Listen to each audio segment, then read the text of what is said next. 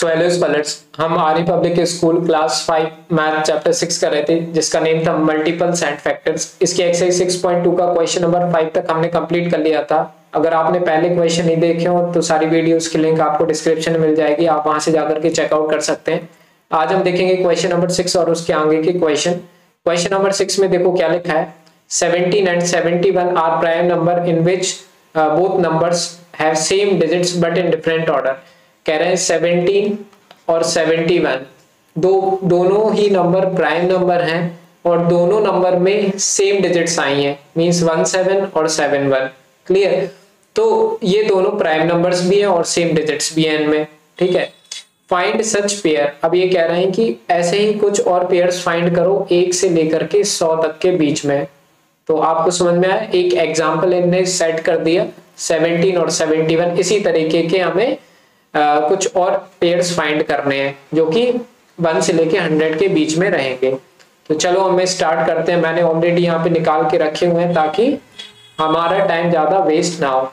तो सबसे पहले क्वेश्चन नंबर 6 में देखो कौन से हमारे प्राइम नंबर है। यहाँ पे अगर हम देखें तो 13 और 31 दोनों ही प्राइम नंबर है, दोनों में 31 आ रहा है और दोनों ही क्या है हमारे और बेसिकली प्राइम नंबर्स हैं ना, सेम नंबर हैं और ऑर्डर उनका चेंज है, 13 भी प्राइम और 31 भी। इसी तरीके से 37 और 73 ये दोनों भी प्राइम नंबर है, दोनों में 37 आ रहा है। क्लियर? तो ऐसे ही पेयर हमारे लिए लिखने थे। और एक लास्ट पेयर जो है वो 79 और 97 ये दोनों ही हमारे क्या है प्राइम नंबर है और उनका ऑर्डर चेंज हुआ है और सेम नंबर है 7997। क्लियर? तो इस तरह से बच्चे हो गया हमारा क्वेश्चन नंबर 6 कंप्लीट। इसके बाद आ जाते हैं क्वेश्चन नंबर 7 पे। क्वेश्चन नंबर 7 का भी मैंने आंसर लिख के रखा हुआ है। Write any 7 consecutive composite number lying between 2 prime numbers up to 100। कह रहे हैं देखो कंपोजिट नंबर क्या होते हैं हम ऑलरेडी सीख चुके हैं। सबसे पहला पार्ट जो हुआ था हमारा 6.2 का, उसमें हमने देखा था, आई थिंक वो 4th पार्ट होगा, आप जाकर के देख सकते हैं। तो इसमें क्या है हमारे लिए, कह रहे हैं कि 7 कंसेक्यूटिव कंपोजिट नंबर। कंसेक्यूटिव मतलब होता है लगातार, कंसेक्यूटिव वर्ड का मतलब होता है रेगुलर, मींस लगातार। क्लियर? तो कह रहे हैं 7 कंसेक्यूटिव कंपोजिट नंबर बताओ जो कि 2 प्राइम नंबर के बीच में आते हो। तो जैसे अब मैंने यहाँ पे लिख के रखा है क्या 90, 91, 92 इस तरीके से 90 से 96 तक इन्होंने कंडीशन दी है 100 के नीचे हमें बताने सारे नंबर्स। तो 90 से लेके 96 ये सारे नंबर कौन से नंबर है, कंपोजिट नंबर हैं जो कि 2 प्राइम नंबर के बीच में आ रहे हैं। क्योंकि 90 से पहले देखें तो 89 आएगा, 89 एक प्राइम नंबर है और 96 के बाद 97 आएगा, ये भी हमारा एक प्राइम नंबर है। तो इन 2 प्राइम नंबर के बीच में ये 6 हमारे कंसेक्यूटिव कंपोजिट नंबर्स आ रहे हैं। क्लियर? तो ये हो जाएगा बच्चों हमारा आंसर। क्लियर? इसके बाद आ जाते हैं क्वेश्चन नंबर 8 पर। क्वेश्चन नंबर 8 का भी आंसर यहाँ पे लिखा हुआ है, इसको हम रीड कर लेते हैं।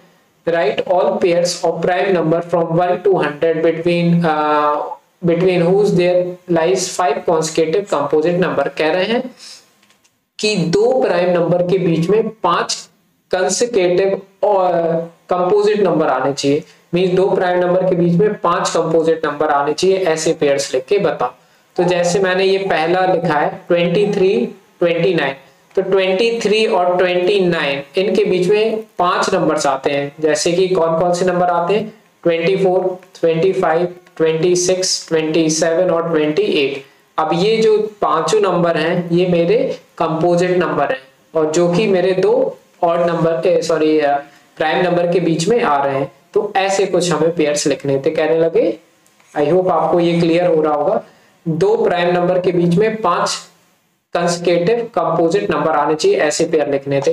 तो ये मैंने लिखे हैं। 23 से 29 5 नंबर आ रहे हैं बीच में, 31 से 37, 31 और 37 दोनों प्राइम नंबर है लेकिन उनके बीच में 5 कंपोजिट नंबर है। 47, 53, 53, 59, 61, 67, 76, 79, 83, 89। तो ये हो गया बच्चों आंसर हमारा क्वेश्चन नंबर 8 का। अब हम देखते हैं question number 9। Right all twin prime between 1 and 100। कह रहे जितने भी ट्विन प्राइम नंबर हैं 1 से 100 तक के वो लिखो, है ना। तो ट्विन प्राइम नंबर क्या होते हैं वो समझो। ट्विन प्राइम नंबर वो प्राइम नंबर होते हैं जिनके बीच में मींस दो का गैप होता है। जैसे प्राइम नंबर तो वो होने चाहिए लेकिन उनके बीच में जो गैप होगा ना वो दो नंबर्स का होगा। जैसे 3 के बाद 4 लीव कर दिया और 5। अब ये देखो यहाँ पे एक बार मैं लिख के बता देता हूँ आपके लिए, 3 और 5 ये मैंने लिखा है ना, 3 और 5 के बीच में क्या आ रहा है, 4 आ रहा है। तो ऐसा एक ये जो हमारा ये है कंपोजिट नंबर, और लेकिन ये दोनों जो है वो है प्राइम नंबर, ठीक है, और ये भी प्राइम नंबर है, ठीक है। तो दो प्राइम नंबर के बीच में एक कंपोजिट नंबर होता है, तो ऐसे नंबर को हम ट्विन प्राइम नंबर होते हैं, ठीक है।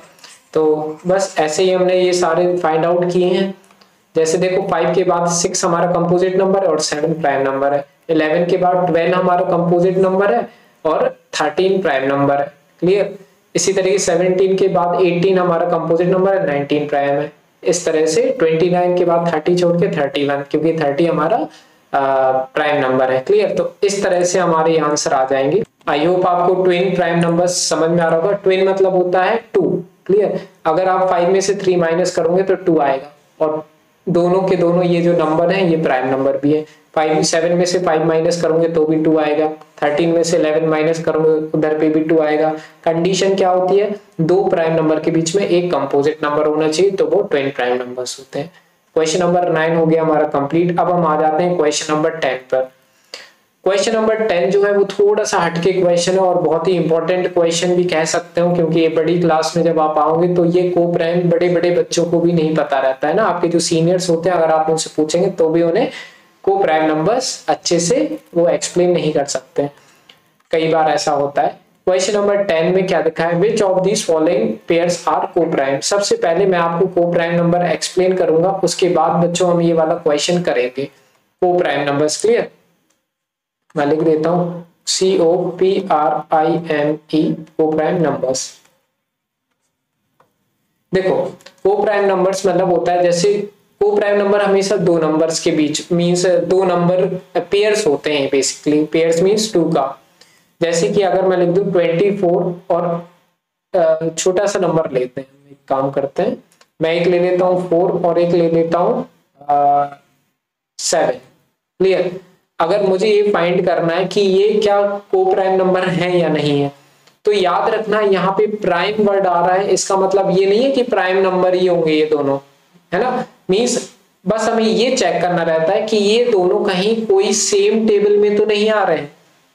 अगर दो नंबर कोई सेम टेबल में नहीं आ रहे होंगे तो वो को प्राइम नंबर होते हैं। जैसे 4 जो है मेरा 1 की टेबल में आता है, 2 की टेबल में आता है और 4 खुद की टेबल में आता है। 7 जो है मेरा 1 की टेबल में आता है और 7 की खुद की टेबल में आता है। 1 को हमें लीव कर देना रहता है क्योंकि 1 तो हर किसी की टेबल में आता है, लेकिन 1 के अलावा ये दोनों किसी भी सेम टेबल में नहीं आने चाहिए। तो अगर सेम टेबल में आ गए तो ये को प्राइम नंबर नहीं कहलाएंगे। तो अगर हम देखें तो 4 जो है वो 2 4 की टेबल में आता है और 7 जो है वो 7, मींस ये 4 और 7 कोई सेम टेबल में नहीं आते, इस वजह से ये दोनों मेरे क्या हो जाएंगे, को प्राइम नंबर हो जाएंगे, क्लियर। इसी तरीके अगर मैं एग्जांपल लूं 10 और लेट अस से 13, तो 10 तो मेरा 1 की में आता है, 2 की में आता है, 5 की में आता है, 10 खुद की टेबल में आता है, 13 1 की में आता है, 13 की टेबल में आता है, ठीक है। तो 1 को तो हमें छोड़ना है।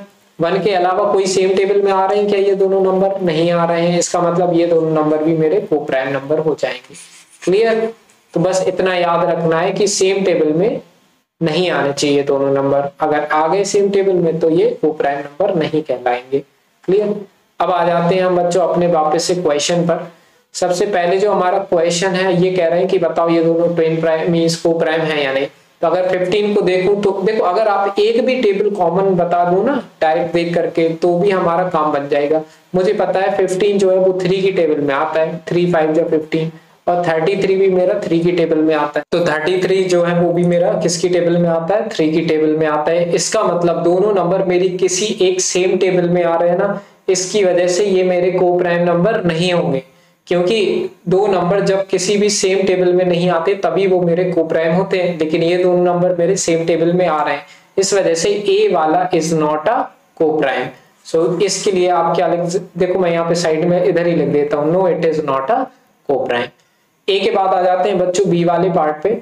बी वाला देखें तो 24 है और 29 है। अब 24 और 29 किसी भी सेम टेबल में नहीं आते हैं, ठीक है। तो 24 and 20, since 24 and 29 does not come in the same table, therefore they are co-prime numbers, ठीक है। तो बी का हो जाएगा मेरा यस हो जाएगा। सी वाले पे आ जाते हैं बच्चों। सी वाले में देखो 34 है और 57 है। 34 और 57 भी मेरे किसी भी सेम टेबल में नहीं आते, इस वजह से ये भी मेरे को-प्राइम नंबर हो जाएंगे। क्लियर हो रहा है। डी पार्ट में देखो क्या है। डी पार्ट में हमारा आ रहा है 18 और 67। तो 18 और 67 में बच्चों हमारे किसी भी सेम टेबल में नहीं आता, इस वजह से ये भी मेरे को-प्राइम हो जाएंगे। Yes it is a co-prime. अब आ जाते हैं बच्चों 14 और 52 पे। 14 और 52 को देखूं तो मेरा 14 आता है 2 की टेबल में और 52 भी मेरा आता है 2 की टेबल में। क्लियर। कैसे आता है 2 की टेबल में, क्योंकि 52 के पीछे क्या लिखा है 2, और 2 है तो इवन नंबर है, और इवन नंबर है इसका मतलब ये 2 की टेबल में आएगा। क्लियर। क्लियर। तो इस वजह से ये मेरा को-प्राइम नंबर नहीं हो सकता, क्योंकि ये किसी सेम टेबल में दोनों नंबर आ रहे हैं, या फिर इसलिए मुझे इसको लिखना पड़ेगा नो। क्लियर। इसका क्या आंसर हो जाएगा, no, it is not a co-prime.